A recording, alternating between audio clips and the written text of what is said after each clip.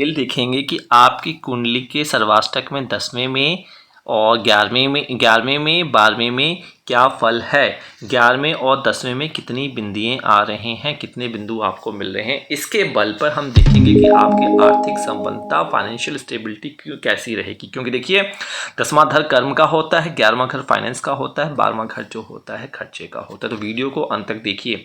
और मैंने यहाँ बताया है 1 से लेकर 12 घरों में कितनी बिंदुएं होने चाहिए, कितने पॉइंट्स होने चाहिए। और मैंने ये कहा था कि 28 मिनिमम होता है एवरेज, लेकिन अगर 28 से कम भी नंबर आते हैं, जैसे पहले घर में 25 आ गए, दूसरे घर में 24 आ गए, तीसरे घर में 29 आ गए, तब भी आप पास माने जाते हैं, अच्छे रिजल्ट आपको मिल जाते हैं। तो आज की वीडियो अंत तक देखिए, आपको सर्वाष्टक का यह पार्ट बहुत ज़्यादा पसंद आएगा। और सिंपल लॉजिक है, अगर आप अपने कुंडली नहीं पढ़ पाते तो आप सर्वाष्टक चार्ट उठा लीजिए, आपके पास हमारी वेबसाइट और ऐप से मिल जाएगा, नहीं तो आपके जो एस्ट्रोलॉजर हैं कहीं से भी आपको ये प्राप्त हो जाएगा। सर्वाष्टक से कैलकुलेशन करना बहुत आसान होता है, लेकिन एक अच्छा एस्ट्रोलॉजर वही होता है जो आपका कुंडली और सर्वाष्टक दोनों को पैरेलल में पढ़ता है।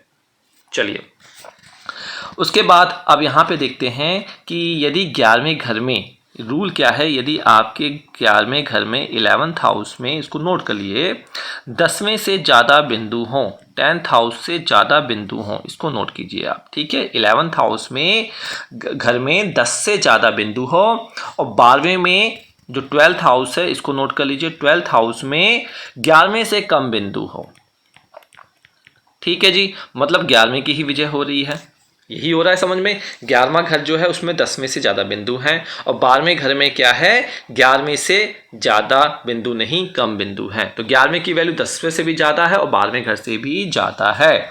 और लग्न में 12 से ज़्यादा बिंदु हों तो जातक धनी और संपन्न होता है, ठीक है जी। लग्न को नहीं भूलना है। तो हमने ये कहा कि भैया ये एक केस है, ये एक्सेप्शनल है कि भैया 11वें में, वैसे हमने क्या कहा था 28 होना चाहिए या 25 होना चाहिए, इसीलिए तालिका आपके सामने लगाई है, ठीक है, आप पास मान। लेकिन एक है कि अगर यह रूल होता है तो लग्न में भी 12 बिंदु हों तो वो आपको संपन्नता दिखाएगा। आ गया बात आपको समझ में। यहाँ हम देखते हैं कि खर्च के 12वां घर में आय के घर यानी 11वें में से कम बिंदु होने चाहिए, इसको आप नोट कर लीजिए। तो यह एक मूल सिद्धांत है, एक अपवाद है। एग्जाम्पल के तौर पे क्या होता है, अगर आपका मान लीजिए, देखिए 11th हाउस में कितना है आपके 24 नंबर है। अगर मान लीजिए यहाँ पे आपको इस चार्ट में 24 आ रहा है, ठीक है, इस चार्ट में 24 आ रहा है। 10वें घर में कितना आ रहा है, 32 आ रहा है, ठीक है जी। 12वें घर में क्या आ रहा है, 24 आ रहा है, नोट कर लीजिए। और यहाँ पे फिर से आपका 12वें घर में इसमें फिर से 24 आ रहा है, यहाँ समझ लीजिए।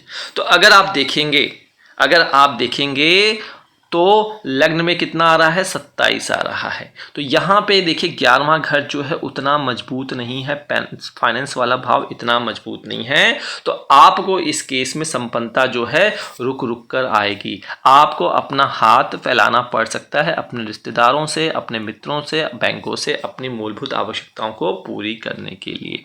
इसको आप नोट करके चलिए।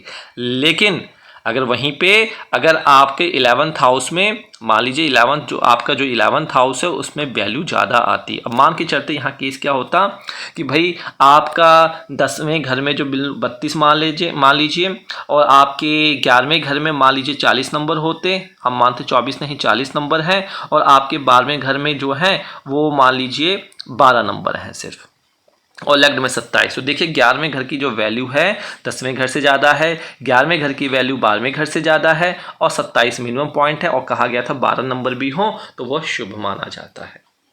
तो यह एक रूल है, एक रिलेशनशिप बनता है जिसमें पता लग जाता है, क्योंकि 11वां घर फाइनेंस का होता है, पैसों का होता है। तो आपने देखा होगा कई लोग जो प्रॉपर्टी डीलिंग का काम करते हैं, तो कर्म क्या करते हैं, कर्म तो ऐसा कोई खास नहीं है, सेल परचेज ही करते हैं। जो कमीशन का काम करते हैं, जो मार्केटिंग में कमीशन लेते हैं, उन लोगों को देखिए।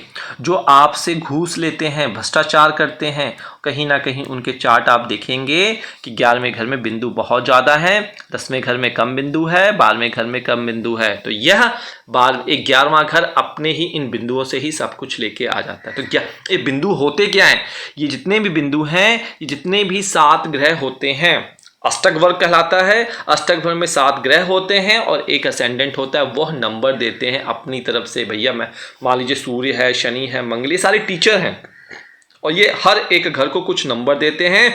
उन नंबरों को जब ऐड किया जाता है तो वो किसी राशि में 27 आता है, किसी राशि में 25 आता है, किसी राशि में 28 आता है। आशा करता हूँ वीडियो समझ में आई होगी और प्यारा सा स्माइल के साथ लाइक सब्सक्राइब कर डालिए। पर्सनल कंसल्टेशन चाहिए डिस्क्रिप्शन बॉक्स देख लीजिए और फ्री में एनालिसिस चाहिए तो आप अपना इंस्टाग्राम पे अपना चार्ट, ये वाला चार्ट और एक कोड आपको शेयर करना पड़ेगा जो कि आपको हमारे एंड्रॉयड ऐप से मिल जाएगा। नोट कीजिए, हम कोई भी फ्रेंचाइजी नहीं देते, कोई दूसरी वेबसाइट नहीं चलाते। जो कुछ भी होता है हम अपने यूट्यूब चैनल के माध्यम से ही आपको बताते हैं, इसलिए फ्रॉड से सावधान रहिएगा। सब कमेंट से बच के रहिएगा। राधे राधे, नमस्कार।